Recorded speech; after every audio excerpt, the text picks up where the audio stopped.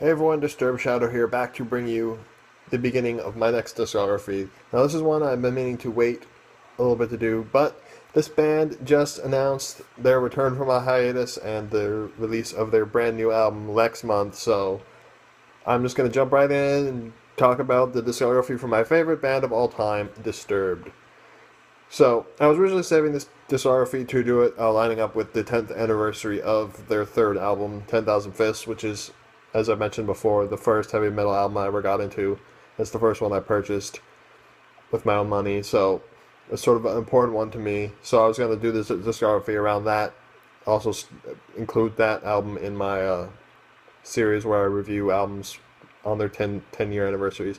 But unfortunately, well, not really unfortunately, very fortunately, they announced a new album, so I wanted to get this out of the way before that album came out next month. So over the next few weeks, I'm just going to be reviewing through all of Disturbed's albums, starting, of course, with their their debut album from 2000, The Sickness, which really was a very important album, I say, for the band. It's sort of their first album, and it just really put them on the map right from the get-go. So without further ado, let's jump in and talk about this album. Track number 1, Voices, which is just a really great way to set up this album. It's got this really fade in, build up to the guitar riff, and then it just really shows off what this band can do. It's fast paced in your face. There's lots of crazy drumming and crazy stuff happening on vocals, and just this constant guitar riff. There's like 2 or 3 riffs in it. It's just really, really great song. I just love everything about the song. It's a really great way to introduce the album, and it really comes in swinging. Not much else to say about that one. Track number 2, The Game, which is one of their kind of live staple songs where they play it live a lot, and it's just a really fun song. A lot of cool keyboard and synthesizer effects mixed in with the guitars and drums and bass and vocals and all that. That sort of has a really cool sound to it, and I just love the way it all comes together for a really awesome song. Track number 3, Stupify, which is another one of their smash hit songs that really sort of put them on the map. It's just really great song overall. It was actually the first single released from this album about 15 years ago now. It's just such a really great song. I love everything about the song. It's just got this really interesting sounding thing where the guitars and the synthesizer effects are blending together really nicely to create this really interesting sound. And I just like all the riffs and vocals and stuff on this album. This comes together really, really, really solid track. Track number 4, of course, is probably Disturbed's most well-known track, and is pretty much the title track for this album, which is Down with the Sickness, which is sort of the quintessential Disturbed song. It really showcases what this band is capable of, and it has that signature David Draiman vocal thing. I really can't do it. I'll probably drop a clip in of it, but you know what the sound is. Everyone who knows of this band knows the sound he makes with his voice on this track. And this is a really solid track overall. Really great vocal work. There's sort of this slowly builds up. It gets more aggressive as the verse progresses, and it gets really in your face in the chorus. And just a really intense thing happens on the vocals on the bridge where it just goes on this whole rant about an abusive mother. It's kind of interesting. It's just a really, really aggressive, really heavy track. It's just one of Disturbed's best songs. It's just such a great song. And I just love how they stack these 4 tracks in the beginning. Voices, The Game, Stupefy, and Down with the Sickness, which are some of their best material. It's just really, this album really starts out strong. And of course we go into some of their deeper cuts in the middle of the album here. Track number 5, Violence Fetish, which is sort of a slower paced song with some really heavy guitar riffs with a lot of squealy sounds mixed in there, using the whammy to bring on some kind of screechy sort of guitar sounds. I just love the way it sounds. Just a really heavy track, really good, really solid track. Track number 6, Fear, is a really fun song. It's got a really nice groove to it. And just another really aggressive sort of track. Not much else to say about it, but it's a really enjoyable track. Track number 7, Numb, which is one of the more slower songs. It's still very aggressive, because that's what this album is, but it's more pulled back and simplified. Sort of simplistic riffs, simple drums. It's more a vocal-centric song. Track number 8, Want, which is kind of a fun song. There's a lot of fun, enjoyable drum bits happening, mixed in with some cool melodic guitar stuff. And then sort of another song that's pretty vocal centric, and it just really shows up David's singing voice. So it's a really solid track. Track number 9, Conflict. This is an interesting track because they chop up David's vocals and just repeat little bits of it when he's saying enemy. It just sounds really interesting. They throw that in there to give it an interesting sound to it. This is a pretty solid track overall. There's not much else to say about it. Track number 10, Shout 2000, which of course is a cover of the Tears for Fears hit Shout. It was sort of an interesting inclusion on this album. They do a really, really good job with this cover, as Disturbed always does when they do covers. It's a very much Disturbed style. Just everything about it just feels like a Disturbed song. Yet they're still pretty true to the original track, which is a really cool thing that they did there. And it's a really interesting inclusion on the album, and it blends in really well with the rest of the stuff on this album.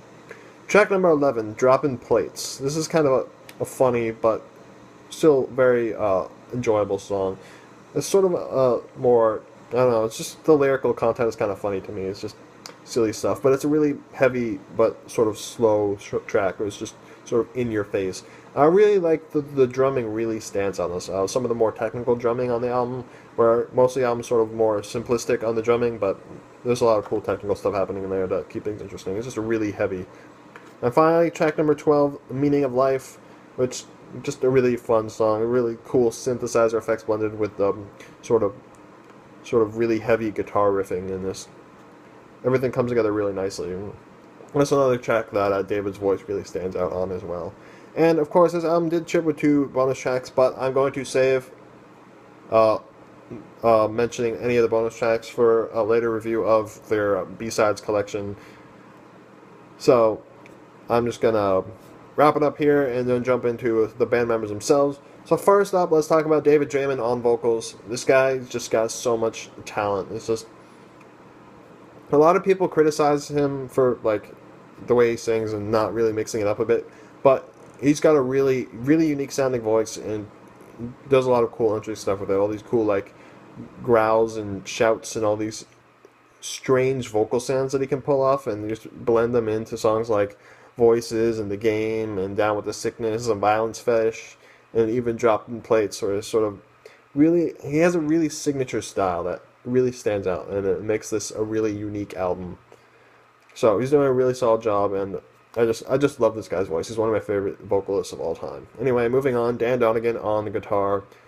But the riffs on this album, they're not anything too technical or complicated, but they work really well for what this album is trying to do. It's just, they're simple, but they're really catchy, and they just have a really nice groove to them. Or they're more fast-paced stuff like on Voices and The Game, or the more slow sort of, but still very aggressive song or riffs on stuff like Stupify, Down with the Sickness, where he just shows off his range of guitar stuff that he's pulling off of this album. Mike Wengren on drums. As I said earlier, there's not a lot of crazy complex stuff on this album. It's sort of simple pulled back stuff that really fits in with the music. It blends in nicely, but it's not anything too crazy. But there are a few moments like on Droppin Plates where it sort of stands out. And of course, a track like Down with the Sickness, where it's still a very simple drum line, but it's very aggressive. And there's really nice fills blended in there to give it a really nice sound. So he's doing a good job on drums as well. And finally, Fuzz on the bass. There's what I really like about this album is that the bass is turned up really nice and loud, and you can really hear it. And there are a lot of moments where the bass goes and does its own thing, where it's sort of not following along with the guitars, like on Want and Fear, where the bass really stands out and is doing its own thing. So overall, these 4 guys did a really solid job on this album to really just kicks ass. The way they come together to create this really nice sounding thing. Well, none of them are really doing anything too crazy technical on their own. Together, they blend really well to create an overall sound that is just Disturbed. It just, you know it when you hear it. It's just got a really unique sound to it. No matter how many people like to say that they always make the same shit, I think that what they do is really, really well-crafted music. And it really shows on this album. It really shows why when this album came out, it just, like, they just exploded. And they were one of the leaders of the new metal, alternative metal scene.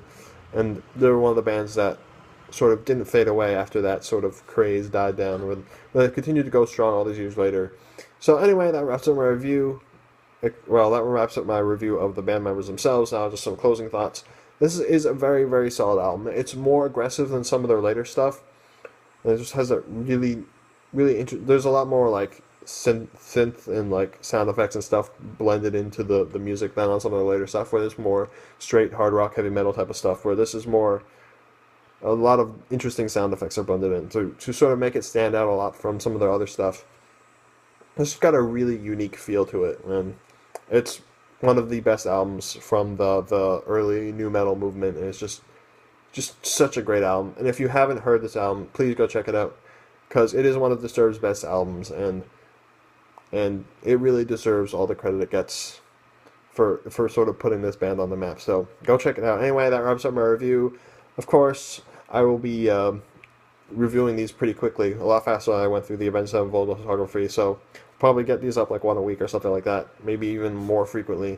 Anyway, that wraps up the review. If you want to see more of our reviews, be sure to first like this video, and then of course go subscribe so you can check out all the reviews I've put out over the years, the last few years that I've been doing this, and more to come. So anyway, I'll be reviewing these Disturbed albums really quickly. So anyway, until then, I've been DisturbedShadow, and I will see you next time.